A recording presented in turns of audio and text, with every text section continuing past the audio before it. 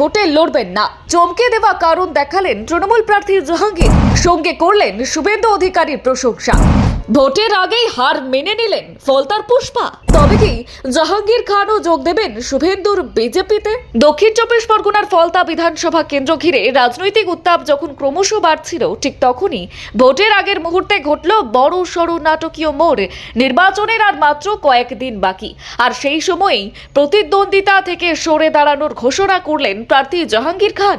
তার এই সিদ্ধান্তে স্বাভাবিকভাবেই রাজনৈতিক মহলে শুরু হয়েছে জোর চর্চা।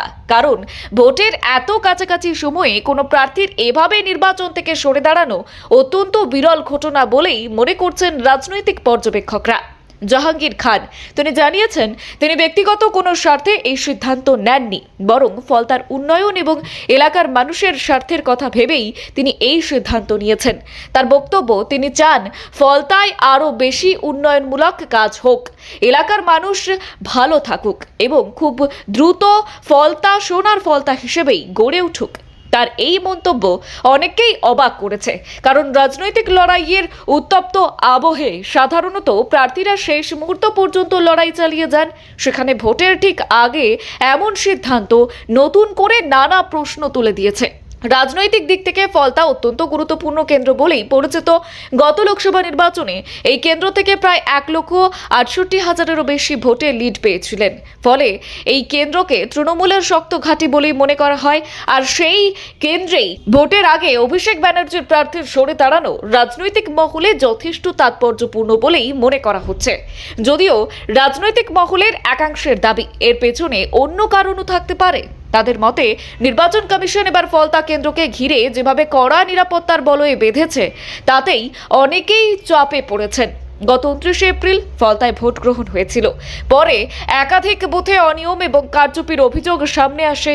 অভিযোগ ওঠে, ভোটের দিন সকালে একাধিক বুথের সিসিটিভি ক্যামেরা বন্ধ করে দেওয়া হয়েছিল। পরে দুপুর 1টা নাগাদ টেপ রিজিউমড বলে রিপোর্ট জমা দেন প্রিসাইডিং অফিসাররা, কিন্তু ততক্ষণে প্রায় 58% ভোট পড়ে গিয়েছিল বলেই জানা যায়। আর এই ঘটনার পর নির্বাচন কমিশন পুরো বিষয়টি খতিয়ে দেখে।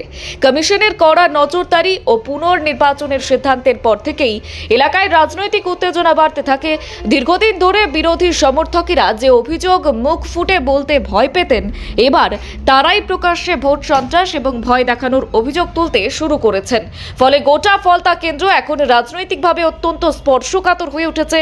আর এই আবহেই পুনর্নির্বাচনের আগে শেষ প্রচারে ফলতায় পৌঁছান মুখ্যমন্ত্রী।